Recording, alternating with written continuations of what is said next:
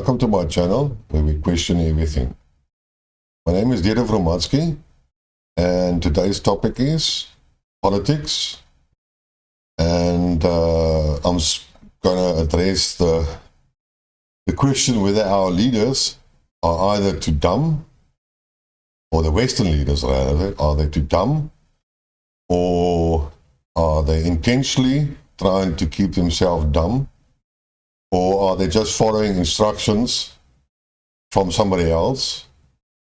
Because there has to be a reason why Germany and Europe is being so fanatic, and that they are destroying their own countries and economies and the welfare of their people, and that they don't listen to any other advice, people that are in the know, that are experts in the field, especially when it comes to energy.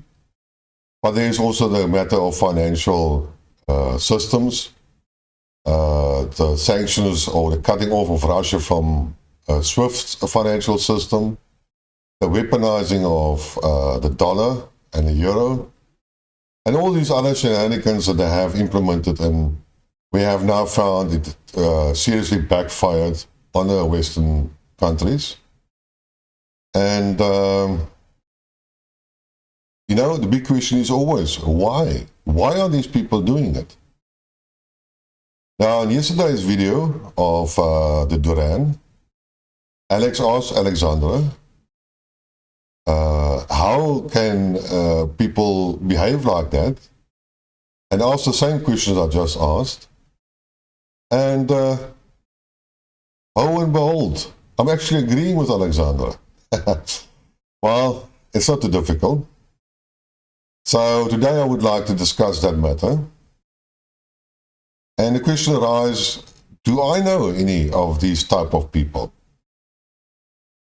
Now, firstly, one can look at it on a two-side, no, you can't say two sides of the coin, because it's actually three sides. And the coin doesn't have three sides. But you can give alternative explanations on why these people are behaving as they are behaving.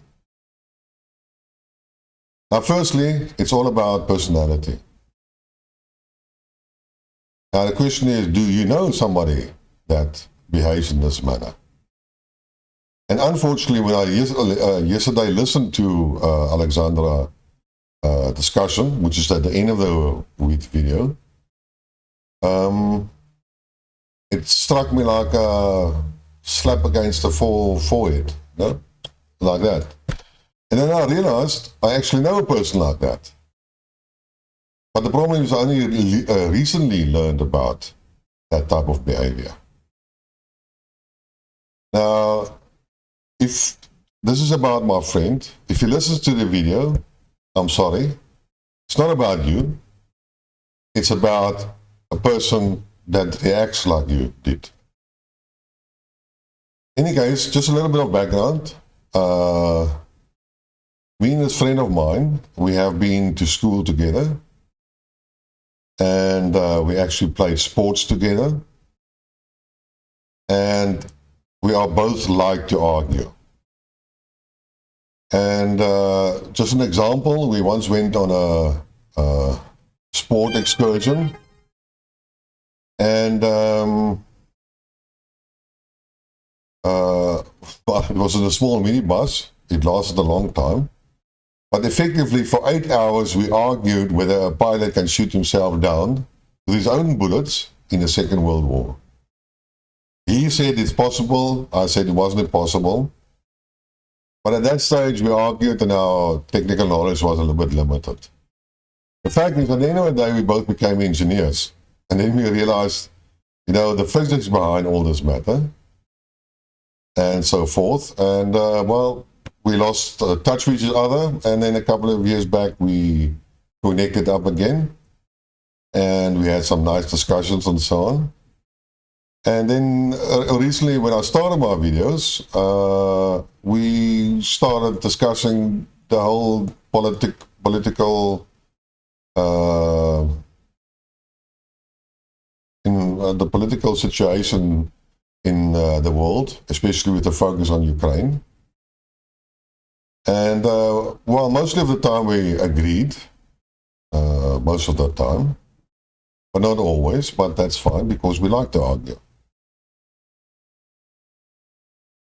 But unfortunately, well, so unfortunately one day, I made a video which he totally didn't agree with, and effectively slammed the telephone in my ear, and he hasn't spoken to me again for more or less than a week. Now, we were usually arguing quite openly, and we had a high level of, or threshold of getting angry. We actually never got angry to each other.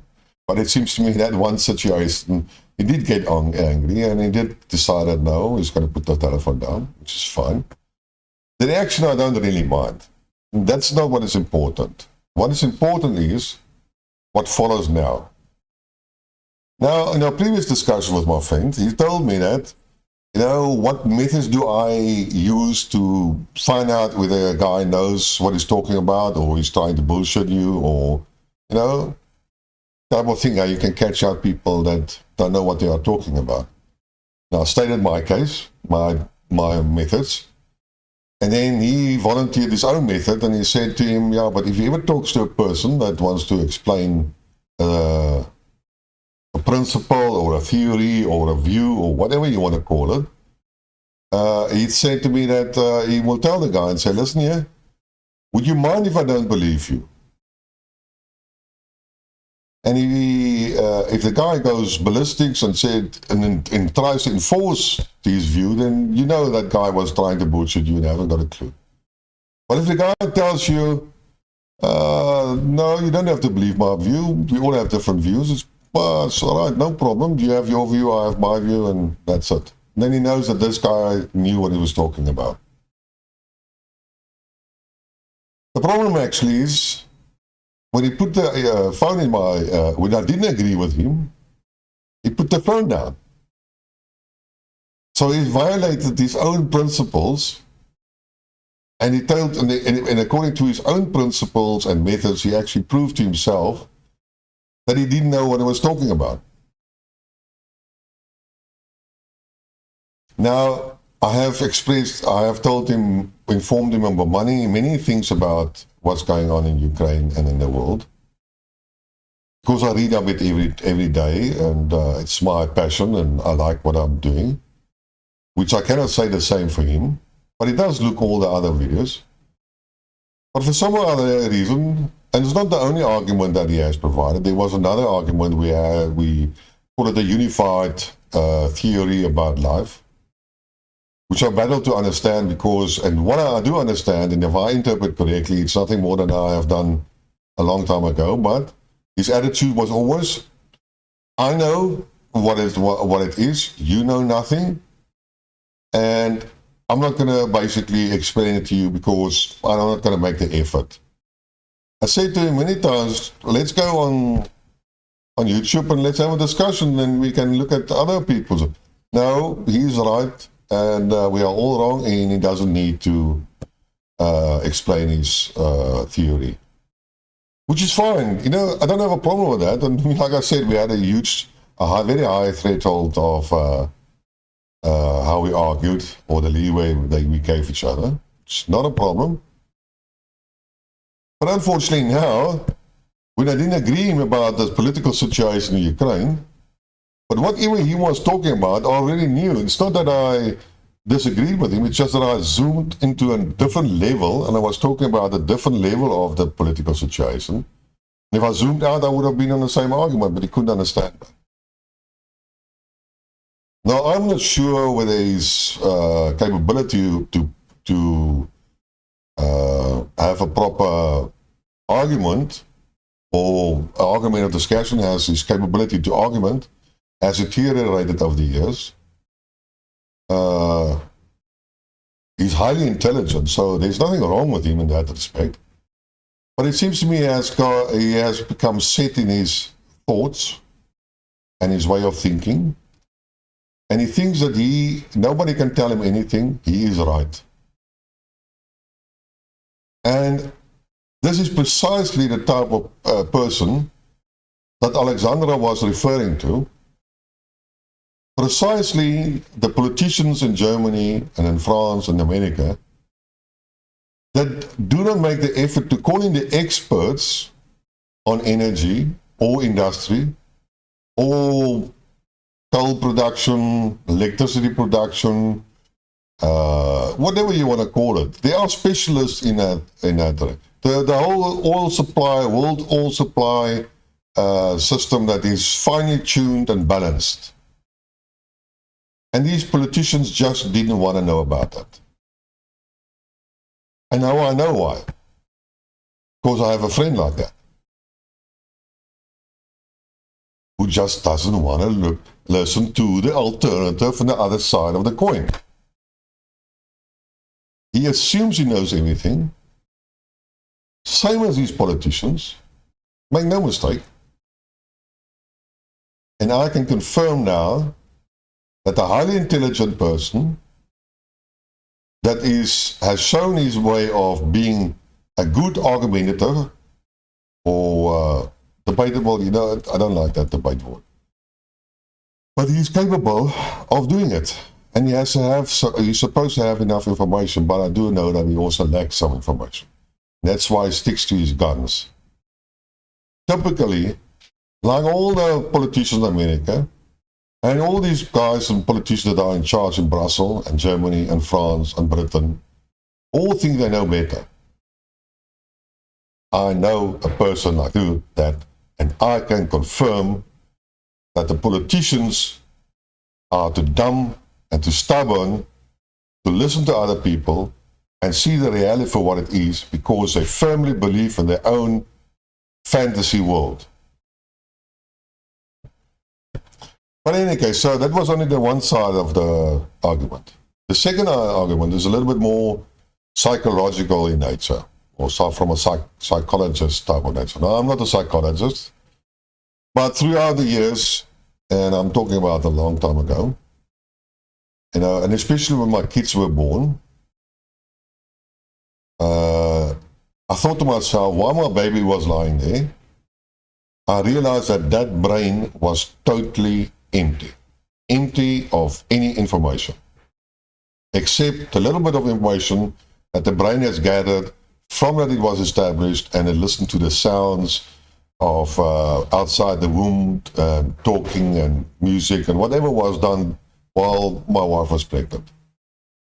So that little bit of information was retained.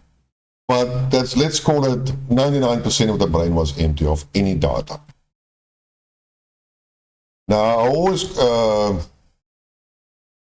this is my old theory, so you've got to be a little bit patient. You've got to be give me a little bit of leeway.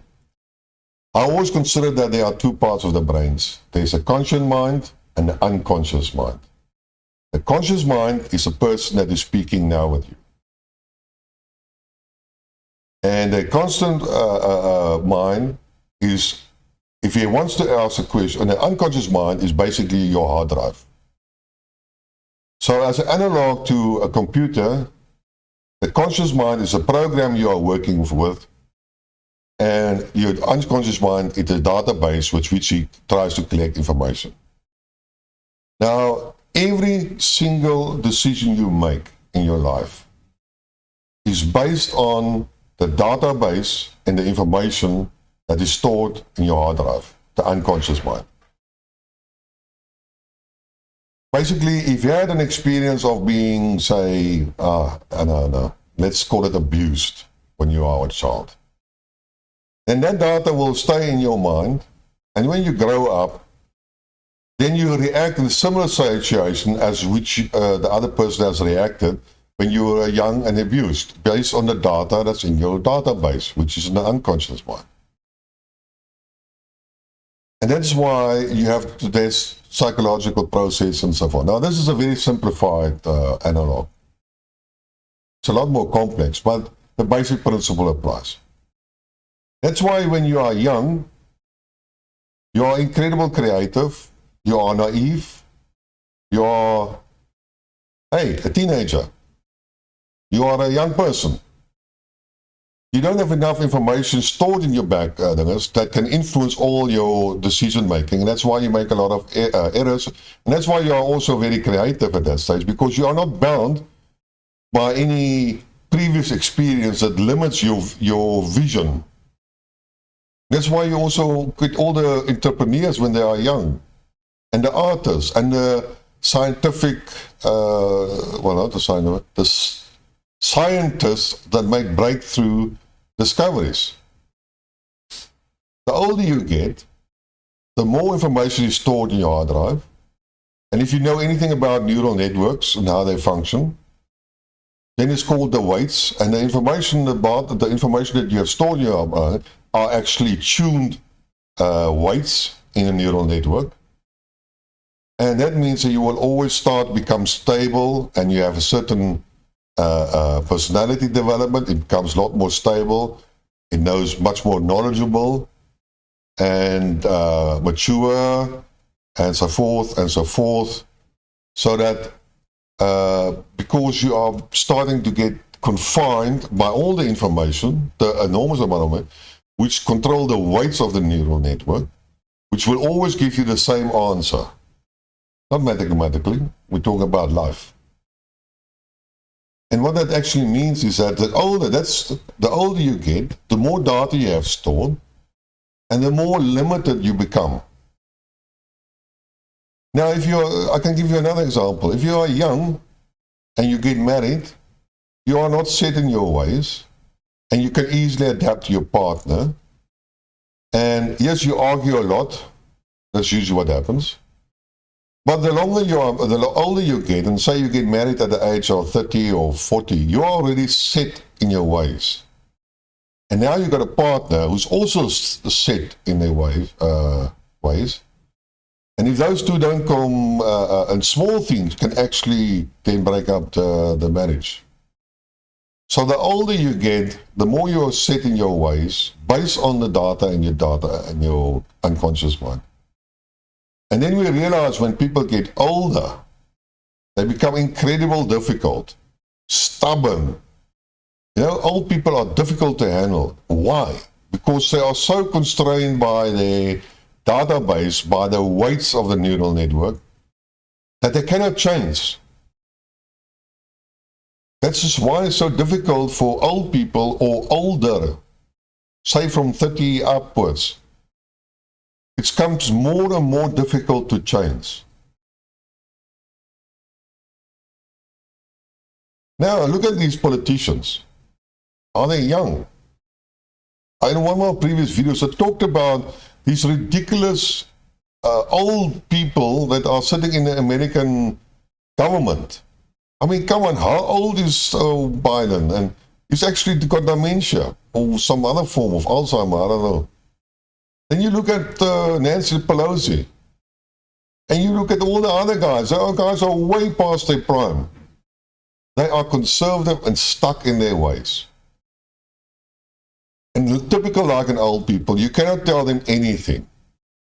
They believe their story because they have a backup of life experience data. Doesn't matter how constrained that data is. It's only younger people that can see the reality for what it is. And that is the other reason why we have so many people that are basically fanatics, having been brainwashed most part of their life, and they back up their hard drive, their database is full of this wokeness or skewed principles that they cannot change. They cannot get rid of this attitude. They believe they are right. They have never learned how to listen to another person's opinion and accept that opinion for what it is and change their way. That was never part of their life experience. You can look at Ursula von der Leyen. She was how many ministers, and in none of her portfolios she was successful. She was rather woke in all of them. this is just an example. So, but you can now psychologically analyze all the leaders, and you will find the same.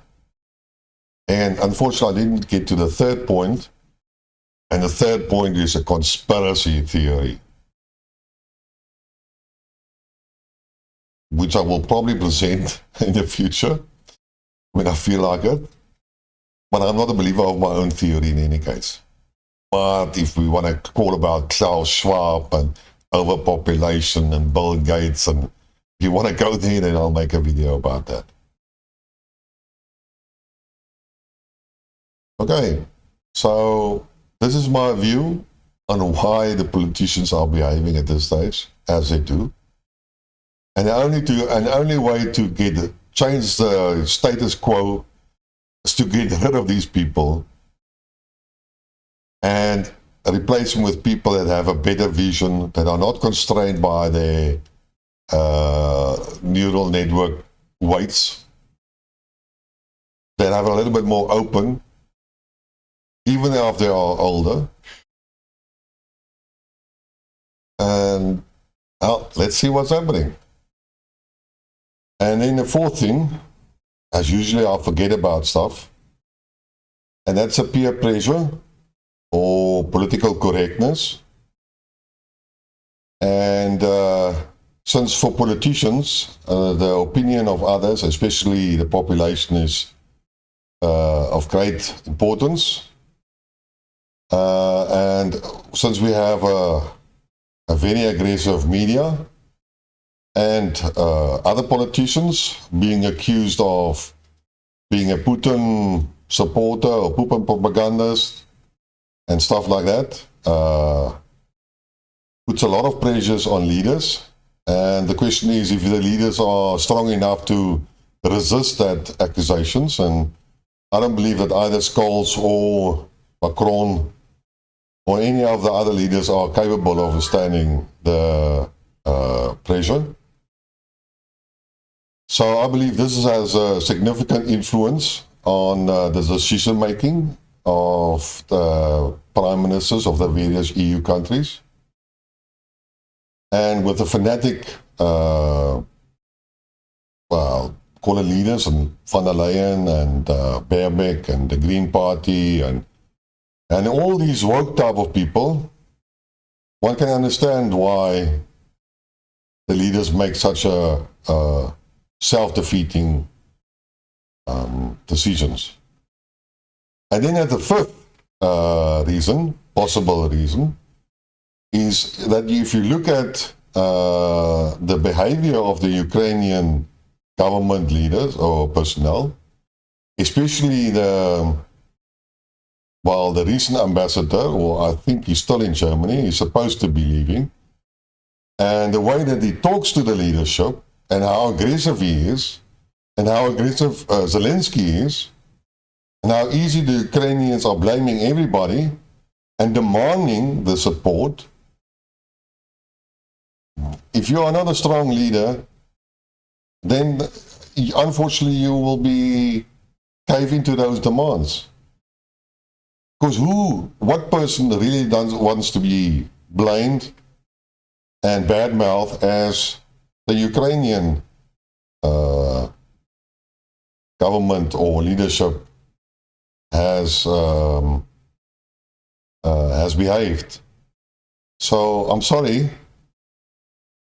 These are about my 5 reasons for the behavior, how ridiculous it might sound. It's difficult to understand it, and well, it's always difficult to know what people think and why they react. One can only basically guess or predict or suggest. So that's my story for today. And if you like what you heard, press the like button, subscribe to the channel, tell your friends about the channel, and let's get more people that can wake up, think, and question the narrative, so that even we can analyze the pro-Western and the pro-Russian side with more confidence and realize what's really happening. So until next time, cheers.